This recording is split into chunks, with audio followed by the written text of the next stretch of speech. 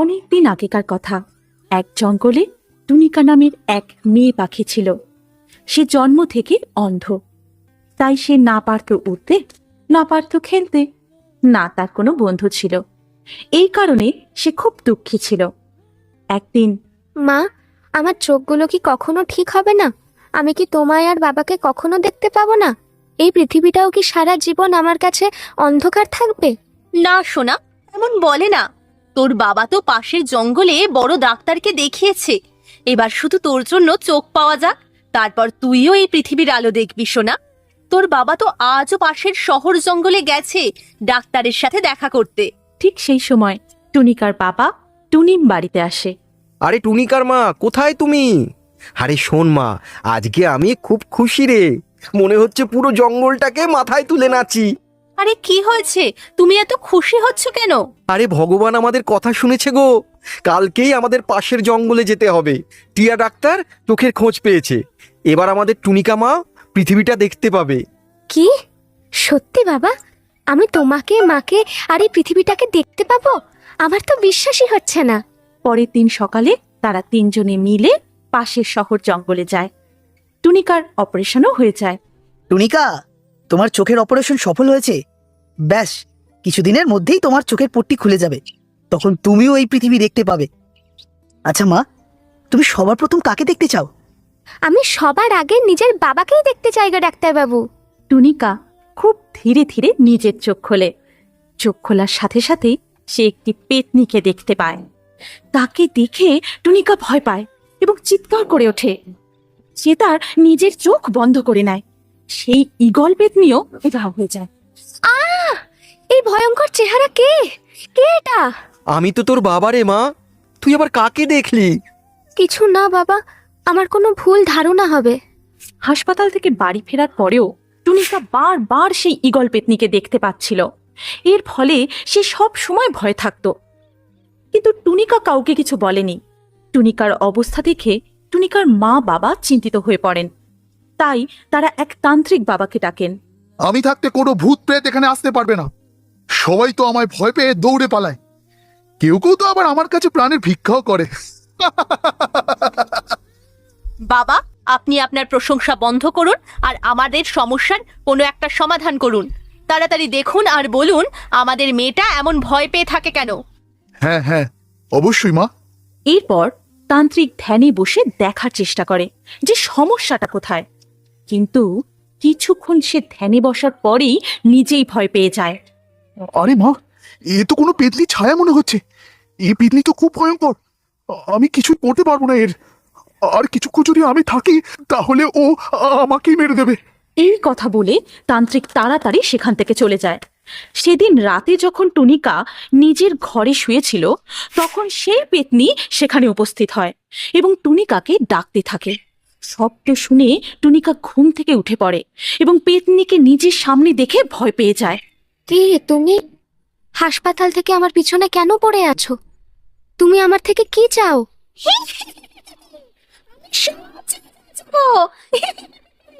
তুই আমার চোখ খুলে ফেল। তো তো তোমার চোখ? কিন্তু এই চোখগুলো তো আমায় ডাক্তারবাবু লাগিয়ে দিয়েছে। এটা আমারও চোখ ছিল, কিন্তু আমি তো এখন নিজেই বেঁচে নেই। তুমি আমার সাহায্য করো। আমি তোমাকে কিভাবে সাহায্য করতে পারি? আর তুমি এরকম কি করে হলে? বাসায় ফেরত আসার সময় দুটো গুন্ডা আমায় খুন করে দিল আর আমার মৃত ভেবে পালিয়ে গেল। কিন্তু তখনও আমি জীবিত ছিলাম। কিছু ভালো পাখি আমায় হাসপাতালে নিয়ে গেল। চিকিৎসার সময় আমার মৃত্যু হয়ে গেল। আর তারপর আমার চোখগুলো তোমাকে দিয়ে দিল। কিন্তু আমার ওই দুটো গুন্ডার থেকে বদলা নেবার জন্য আর সত্যিটা জানার জন্য তোমার সাহায্য চাই। তোমার সাথে তো খুবই খারাপ হয়েছে। আমি তোমাকে সাহায্য নিশ্চয়ই করব। বলো, তুমি আমার থেকে কি চাও? আমি তোমার শরীরটা পেতনি টুনিকার শরীরে ঢুকে যায় এবং টুনিকার শরীরের সাথে সে নিজে উড়ে যায়। গিয়ে বাজ নামের একটি গুন্ডা পাখির বাসার বাইরে দাঁড়ায়। বাসার দরজা ঠক ঠক করে বাজকে ডাকতে থাকে। বাজ, ও বাজ, বাজ, বাইরে এসো, তাড়াতাড়ি দরজা খোলো। মেয়ে পাখির গলা শুনে বাজ তাড়াতাড়ি বাইরে আসে এবং বাইরে এসে মেয়ে পাখিকে দেখে খুশি হয়ে যায়। একা একটা মেয়ে এসেছে রে বাজ, তাও আর তোর বাসায়, মজা এসে যাবে। এইরকম ভাবে দেখতেই থাকবে নাকি বাসার ভিতরেও ডাকবে? হ্যাঁ হ্যাঁ, নিশ্চয়ই নিশ্চয়ই, ভেতরে এসো, ভেতরে এসো। ঘরে ঢোকা মাত্রই সেই পেতনি টুনিকার শরীর থেকে বেরিয়ে যায়। ইগলি, তুমি বেঁচে কি করে উঠলে? ঠিক ধরেছিস, আমি তুই তো আমার ঠিক করেছিস না। এটা তো তোমায় চিলি বলতে পারবে, আমি তো সেটাই করি যেটা চিল আমায় করতে বলে। এটা শুনে পেতনি খুব রেগে যায় এবং টুনিকার শরীরে ঢুকে পড়ে এবং গলা টিপে বাজকে মেরে ফেলে।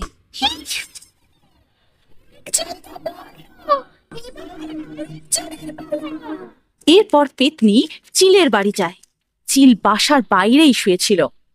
পেতনি তার পাটা ধরে ছুঁড়ে ফেলে দেয়। চিল তো কিছুই বুঝতে পারছিল না। তারপর সে টুনিকাকে দেখতে পায়। কে তুই?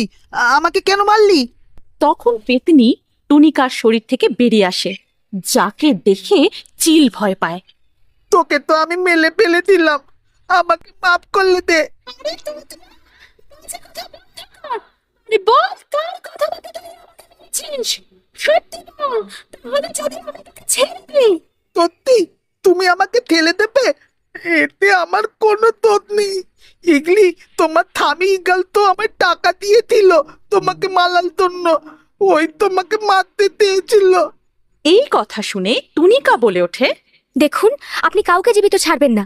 এই পাখিগুলো পাখি নামের শত্রু। পেতনি আবারও টুনিকার শরীরে ঢুকে যায় এবং চিলের ডানা কেটে দেয় ও হাওয়াতে উড়িয়ে নিয়ে যায় এবং অনেক উঁচু থেকে ছুঁড়ে ফেলে দেয়। চিল নিচে মাটিতে পড়ে মারা যায়। এরপর পেতনি টুনিকার শরীর ছেড়ে বেরিয়ে যায় এবং খুব কাঁদতে থাকে। কালকে আমি খুব ভালোবেসেছিলাম, নিজের সব কিছু দিয়েছিলাম, কিন্তু ও আমার সাথে এমন করলো। দেখুন, এই শয়তান ঈগল আপনার সাথে খুব খারাপ করেছে। আপনার খোঁজ নেওয়া উচিত ও আপনার সাথে কেন এমন করলো, আর ওর থেকে বদলাও নেওয়া উচিত আপনার। এই কথা শোনার পর পেতনি নিজের স্বামী ঈগলের বাড়ি যায় এবং দেখে ঈগল একটি মেয়ে পাখি কাকাতুয়ার সাথে নিজের বাড়িতে বসে আছে। কাকাতুয়া, দেখলে, তোমার জন্য আমি আমার নিজের বউকেও মেরে দিলাম। এবার আমরা দুজনে আরাম করে থাকবো, আর ওই ইগলির সমস্ত টাকা পয়সা সব আমাদের।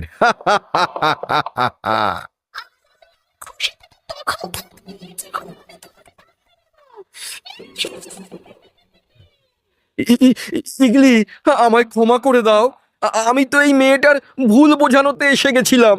আরে আরে, তুমি তো আমার মন, আমার জান। এইসব কথা শুনে সেই কাকাতুয়া পাখিটি ভয় পেয়ে যায়।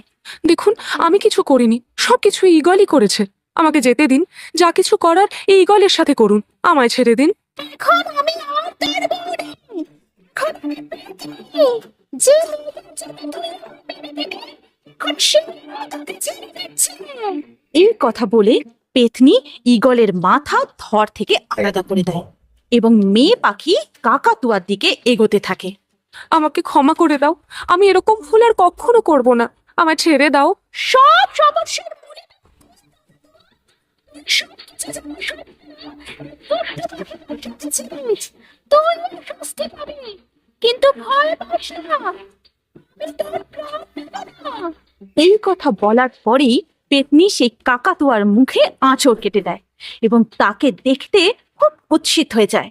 টুনিকা, তুই আমায় অনেক সাহায্য করেছিস। এই চোখগুলো তুই রাখ, আর পুরো দুনিয়া দেখ, যেটা আমি দেখতে পাইনি। এরপরে পেতনি সেখান থেকে অদৃশ্য হয়ে যায় এবং টুনিকা তার মা বাবার সাথে সুখে থাকে।